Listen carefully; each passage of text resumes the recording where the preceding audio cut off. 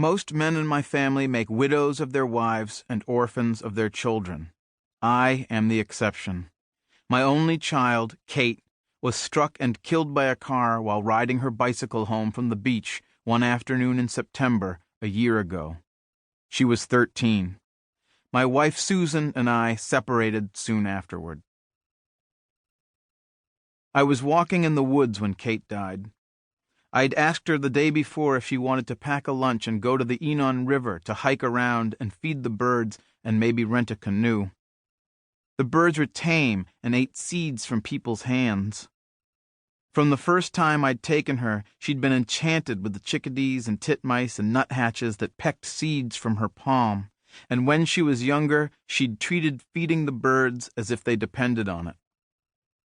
Kate said going to the sanctuary sounded great, but she and her friend Carrie Lewis had made plans to go to the beach, and could she go if she was super careful? Especially around the lake and the shore road, I said.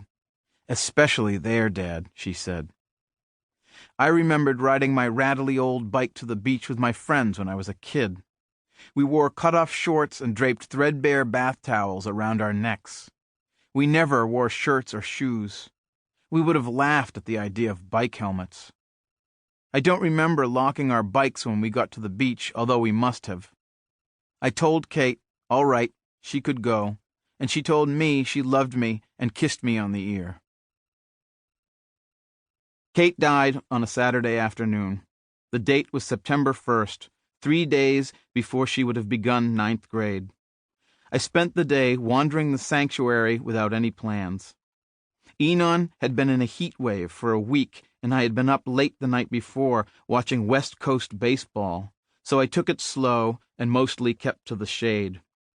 I thought about Kate going to the beach so much over the summer, working on her tan, suddenly conscious of her looks as she'd never been before. The milkweed in the sanctuary had begun to yellow and the goldenrod to silver. The edges of the green grass were about to dry to straw.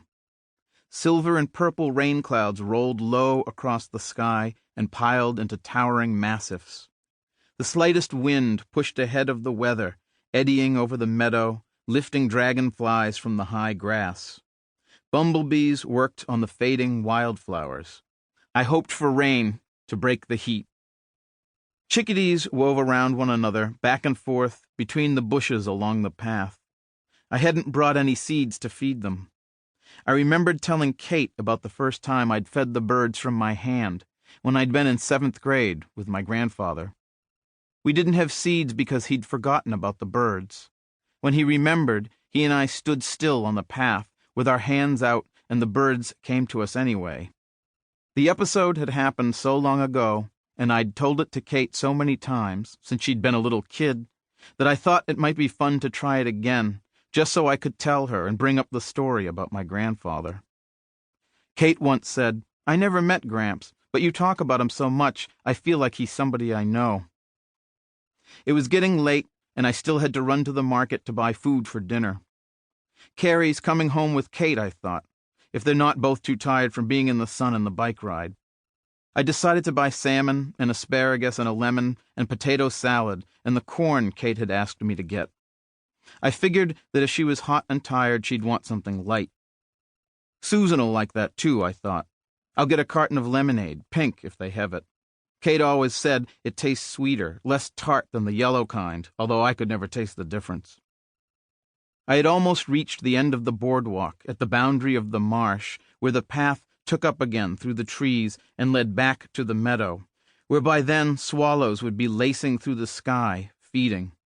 Although I felt like I didn't have the time, because I didn't want Kate to have to wait too long to eat, I stopped and stood still and held out my empty hand, like I had 21 years earlier, 8 years before Kate was born, 15 years before I brought her there.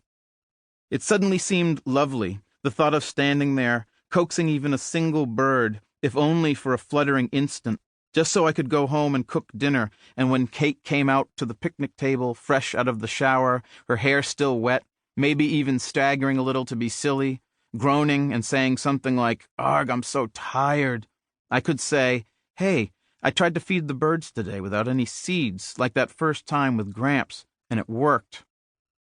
In the 2 or 3 minutes I allowed myself, one bird approached my hand and pulled up short and rolled off back into the bushes when it saw I had no food.